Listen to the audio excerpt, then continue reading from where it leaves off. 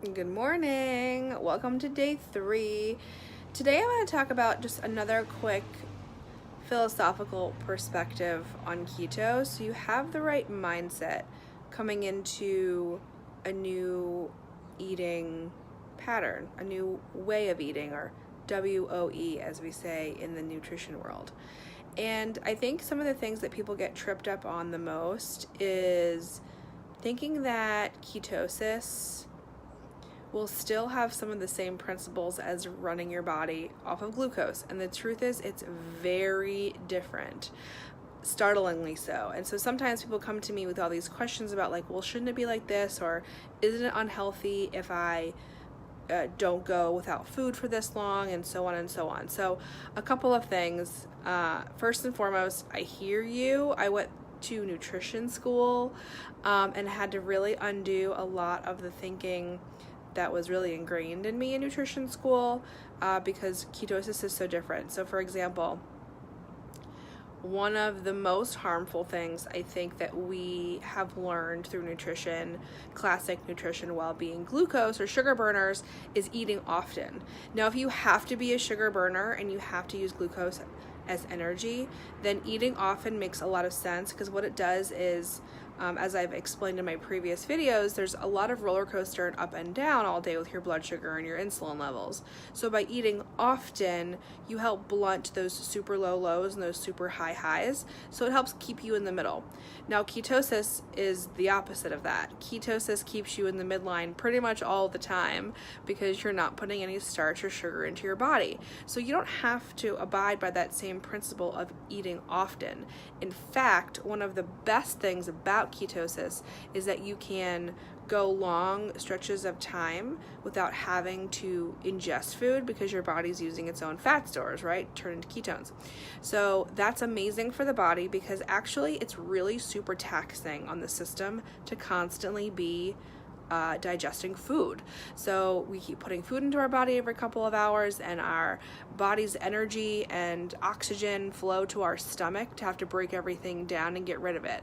While it's doing that, it's not doing other things in the body, like autophagy is a really amazing thing. It's like the self-cleaning oven feature of our cells, and it cleans out all the junk in our cells and is very restorative and helps heal damaged cell tissue. We don't ever get to that point because we're eating every couple of hours, like all freaking day. We're so addicted to eating and grazing, and maybe even if it's healthy stuff, like you don't need to have like raspberries and then like 2 hours later almonds and then 2 hours later, a salad with chicken and then 2 hours later. We don't need to do that all day. That's not what our bodies were meant to do.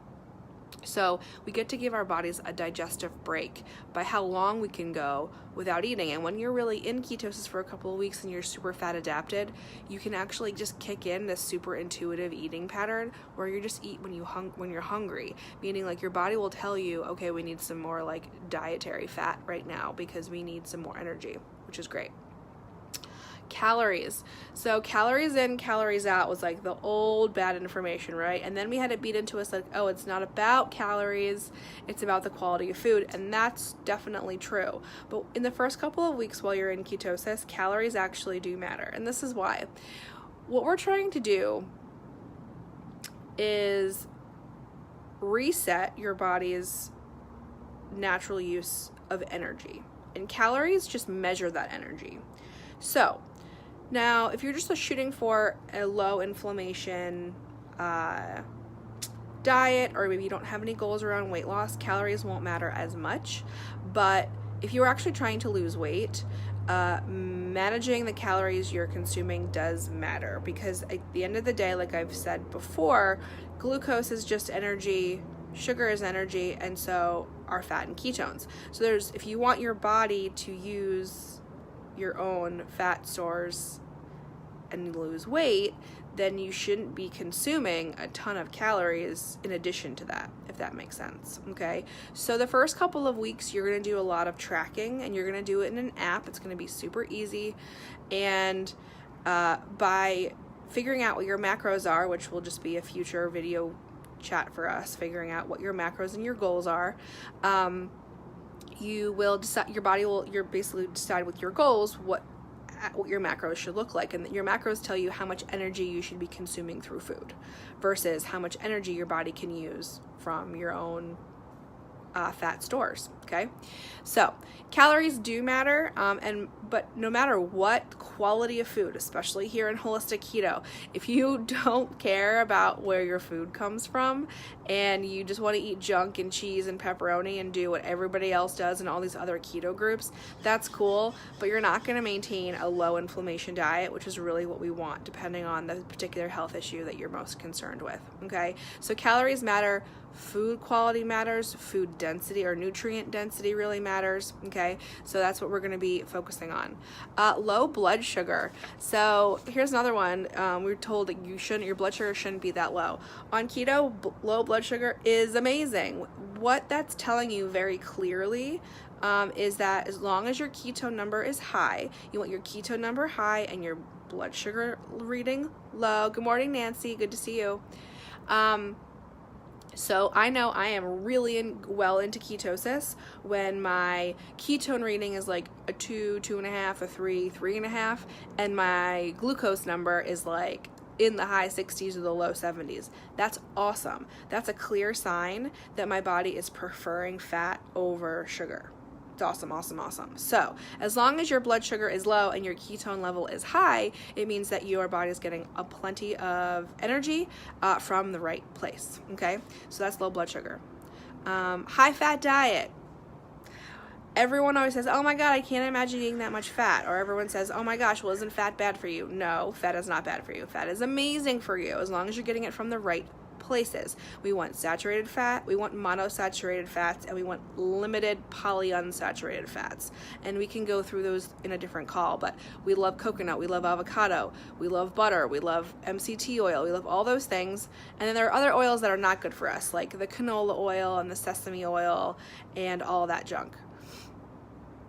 Nancy, I use something called a Keto Mojo. I will post a link for you below in the comments. I do not do urine testing and I do not do breath because neither one of them are reliable. I do blood testing.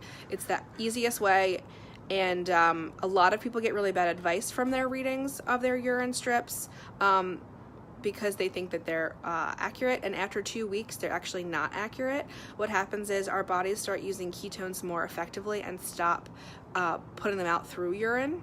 And so sometimes people are getting a high ketone reading on their urine strips and they're just dehydrated or have had alcohol. So they're like basically adjusting all of their food intake based on this high ketone reading from their urine strip, and they actually were never in ketosis. So why screw around? We don't have that much time. We're trying to make this time effective. We're trying to make this diet efficient and keep your readings high. But we wanted to do it with blood meters so you're not screwing around. It's like $60, and then after that the strips are $1 a piece, which is significantly cheaper than anything else on the market. So we want to keep the strips really cost effective. But I'll post that link for you. So what else was I talking about? Oh, high fat diet. So we want saturated fats. We love eggs. We love the cholesterol in eggs. Cholesterol is not a dirty word. Cholesterol is an amazing word, especially for those of you who have PCOS. We want cholesterol. We want the good stuff. Cholesterol is the precursor for hormones in our body. Cholesterol is like what our brain matter is made out of, okay?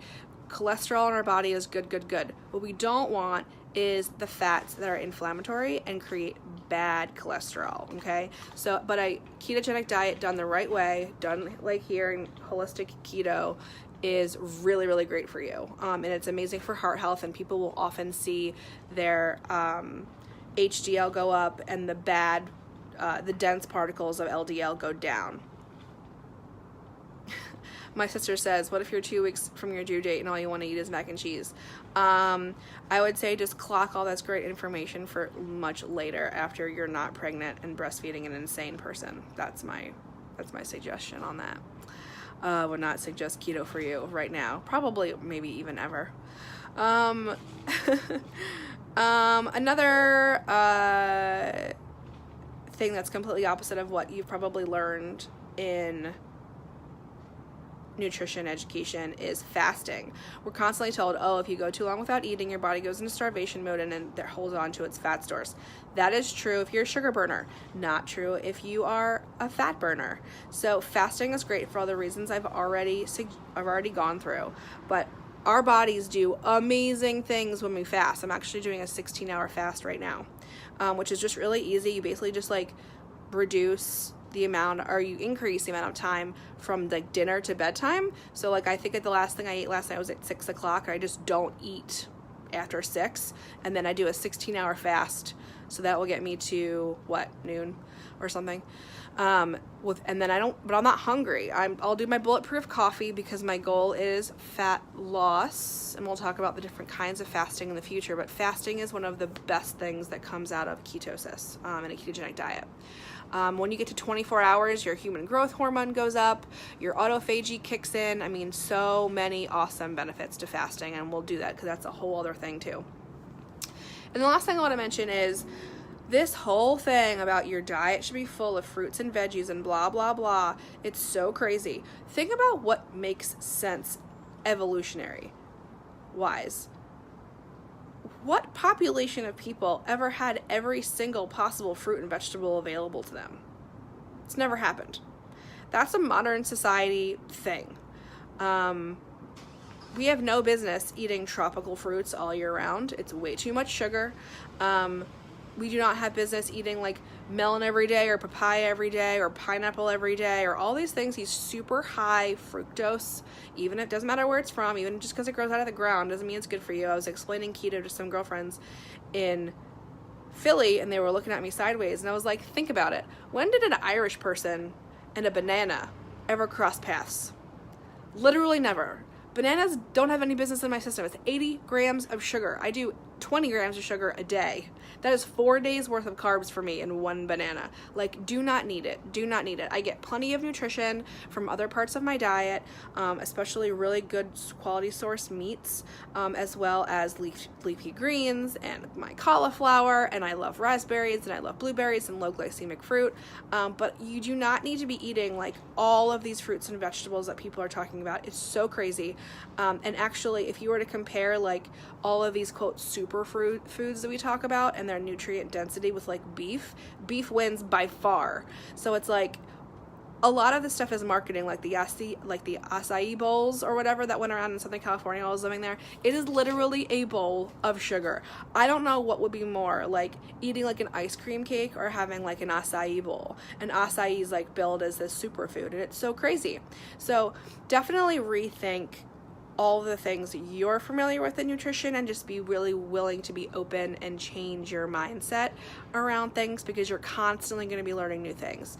You're going to be tracking your macros, you're going to be testing, you're going to be eating lots of new fats in order to hit your macros correctly. So keep an open mind, and we'll cover more topics in the future. So make sure you leave your questions below if there's a burning keto topic you want to cover soon, and I'll make sure that I put it on the agenda.